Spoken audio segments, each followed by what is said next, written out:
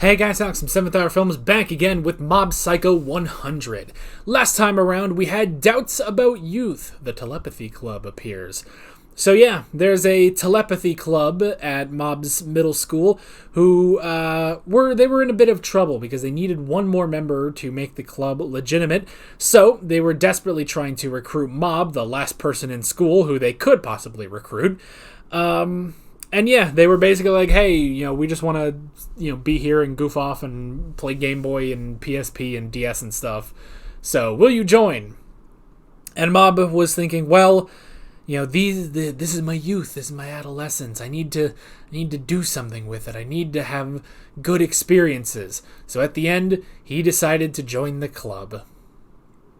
The Body Improvement Club, actually, because he remembered that when his old love got bored with his psychic powers, she moved on to a jock, so he is going to get fit to try to win her over again. So, yeah. Also, there was a demon inside of a high school that Mob got rid of, so, yeah. Anywho, like always, the reaction is down in the description and in the pinned comment for your viewing pleasure. So let's go ahead and jump right into this episode of Mob Psycho 100. Here we go. If everyone is not special, maybe you can't be what you want to be.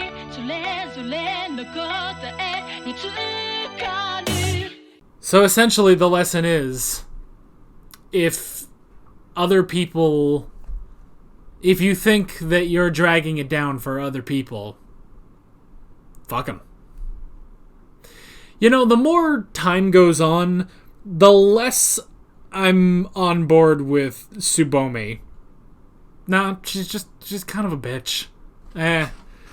It's like,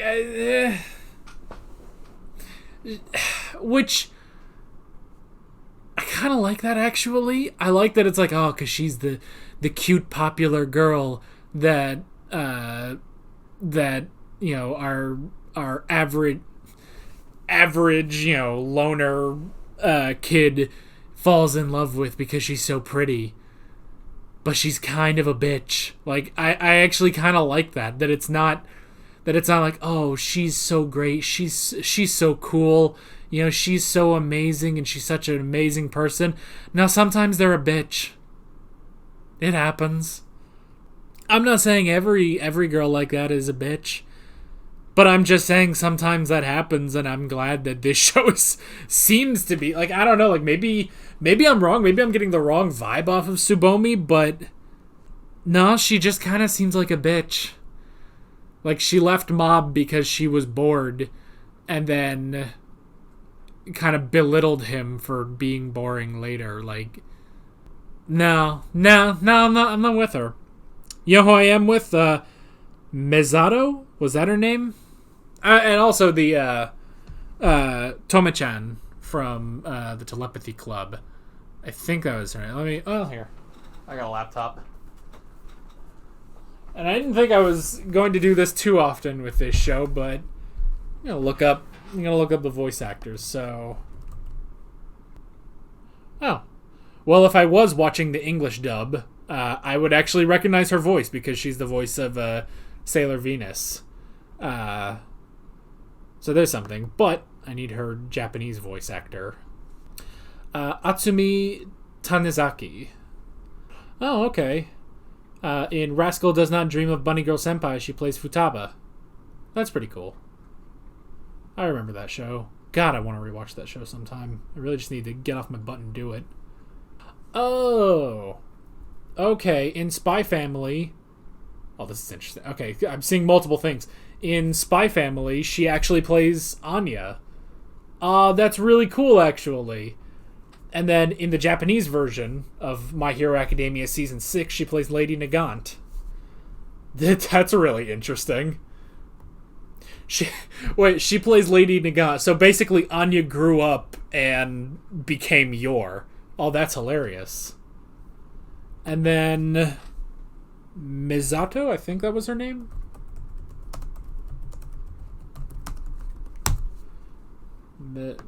Misato. Ichi Misato. Ayumi Fujimura. Alright, let me see. Let me look around. it's a bit of a fool's errand doing this because I haven't seen too many shows in the sub, but on the off chance now, mainly because Reagan is voiced by I from Vrains. It's like now I'm curious if I recognize anybody else. No, I don't see anything else. She doesn't seem like she's really done much since 2018 though. It also doesn't show her in any other seasons of Mob Psycho, so that's a bit of a problem.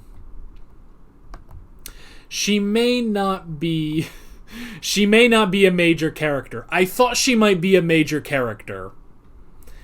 Actually, as I was watching, because she appears in the intro. I mean, a lot of characters appear in the intro, but I think that's just my JoJo mind. Because JoJo, you'll see characters, and then it's like, okay, they're going to be a part of this story at some point, you know?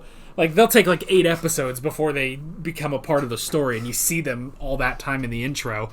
So I think I was kind of thinking, as this episode went on, I was like, oh, Mesato. That, she could be a kind of interesting, friend, you know? She's kind of cool. She could be a good friend to Mob, but doesn't seem that way. I mean, I don't know. We'll have to see as the season progresses, but maybe not. Maybe not.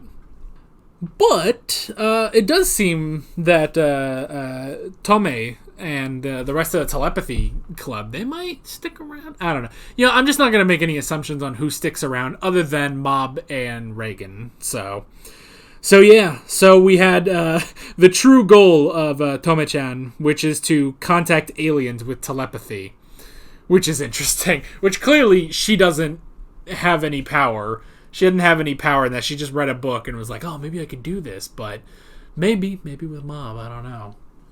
But I do like the Body Improvement Club basically taking him back and being like, here, he passed out. You can keep him. I don't know.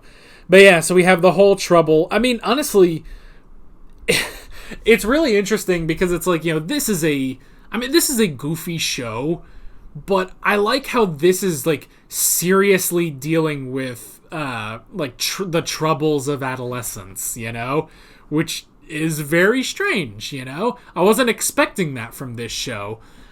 Honestly, this more than a lot of, I mean, I don't know, you know, I don't know how many I've really watched, but this compared to I don't know, My Hero, you know, My Hero, which is, you know, overall is a great show, but, you know, and it's a great high school-ish show, but they don't really go into it that much. They don't really go into normal, high school problems.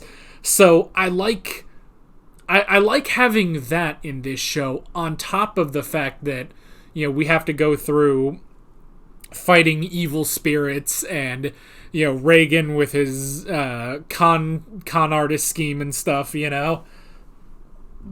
So I like that.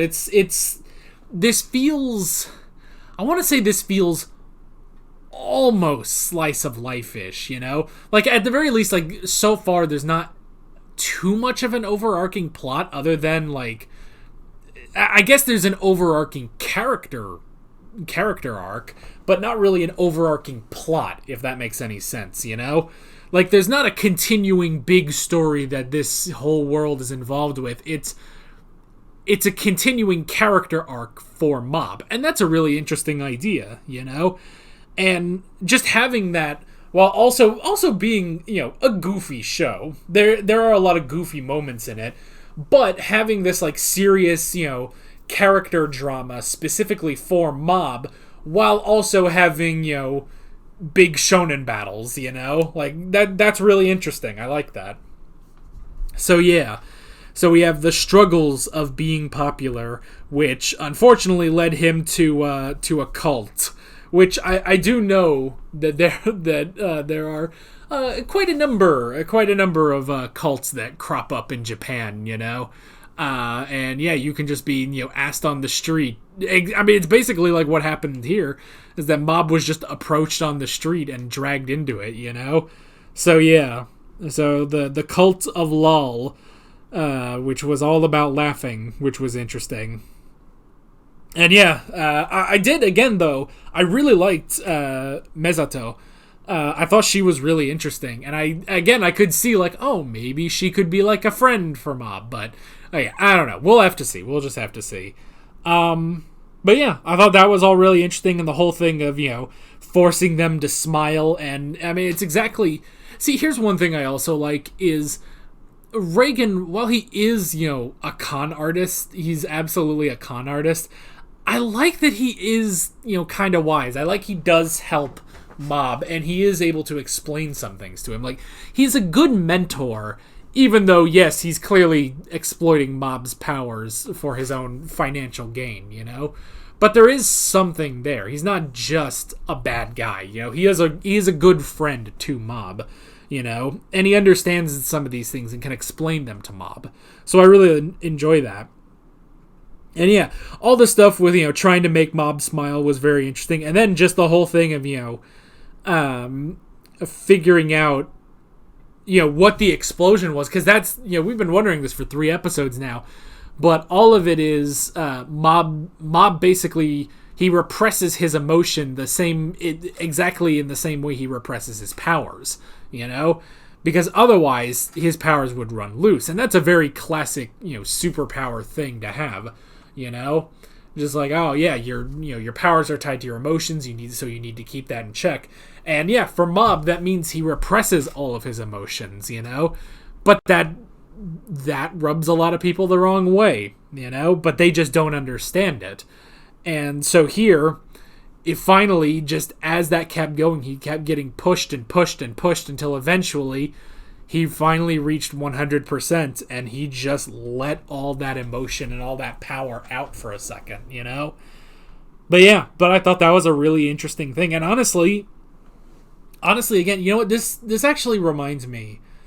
Just over the weekend, I watched Everything Everywhere All at Once, and I don't want to give away spoilers or anything in case anyone hasn't seen it, but it kind of has. Honestly, it's a similar feel to Mob Psycho. It's like, here's something where, yes, there's something, kind of goofy going on. You get Michelle Yeoh and Ki Hui Kwan, and they're doing this crazy, almost a Jackie Chan movie, honestly. This sort of crazy Jackie Chan, there's crazy martial arts and multiverse stuff and all this, ridiculous crazy stuff. And that's all well and good, and I really do enjoy that. But at the same time, there is something underlying the whole movie. There is a very serious thing underlying the whole movie. And again, I don't want to give it away in case you haven't seen it. But once you get to the end of the movie, you're like, oh, okay. So it was really just a big metaphor for this. And it's like, oh, okay, that's really interesting. This whole goofy multiversal thing has all just been, it's all just basically been an illusion, I guess an allegory for this serious thing that's happening. And the same is kind of true here, where it's like, Mob repressing his powers is also repressing his emotions, and some people do that. Some people go through that, and the struggle there is a very real thing. And again, where I'm talking about this real stuff of like Tsubomi being a genuinely just a real kid, basically a real kid, Yeah, and again, I'm not saying every popular girl is like this, but that does happen. It's a popular girl, but she's kind of a bitch, and yeah, that does happen, And it's just that has sort of affected Mob because he does like her, but all of that, the repression of his powers has also repressed his emotion. And yeah, some people, they do just kind of get to a boiling point and they snap and lash out at whoever is there. That does happen. For Mob, when that happens, it's just that he lashed out at this spirit that was trying to, do terrible things to him anyway. So, it just happened to work out that, his powers were unleashed. His powers were unleashed against an enemy, while he was doing his job anyway, But it's kind of like, if you go to something like Avatar: The Last Airbender, a similar thing is, yes, Aang can use his emotions, and that sort of fuels his different bending and stuff. But then the snap moment for him would be the Avatar state. You know, when he sees something like with Monkeyatsu or Appa or something like that, you know, something just triggers him and that Avatar state kicks in and it lashes out at someone. And then, you know, you have those moments where, like, you know, Katara will help him down and, you know, help him, you know, seal all that away again. But for Mob, at least in this instance, my throat's drying out. For Mob, at least in this instance, he just had to unleash all of that on Dimple, basically. But yeah, but it kind of makes you wonder, it's like, okay, well, what if this happens again? And what if he's not fighting an evil spirit then, you know? Like, because I'm thinking, you know, again, there are those scenes where, you know, Katara or Sokka will be there and, you know, help Aang down from the Avatar state. Could we get something like that with Reagan? That would be a really interesting scene, you know? So yeah, again, for a show where I was like, oh yeah, you know, it's the same guy who did One Punch Man, which was also a really goofy show. And this, you know, has its goofy moments, definitely, but I'm really liking the sort of serious undertones that this show has, you know? So that is all really, really interesting. And my throat is really drying out, so I think I need to stop and get myself some water. So yeah, good episode, very, very interesting stuff, and I'm excited to see where we are going next time. But that is basically it. With all that being said, I'm Alex from 7th Hour Films, and I will see you guys next time. Take care. Alright guys, thanks for watching this video. There's a bunch of links on screen if you want to go click around any of those. There's a playlist for all of my Mob Psycho 100 reactions, as well as another video you can go click on if you want. There's also a subscribe button and a Patreon button on screen, as well as other links in the description if you want to go check out any of those. See you guys later.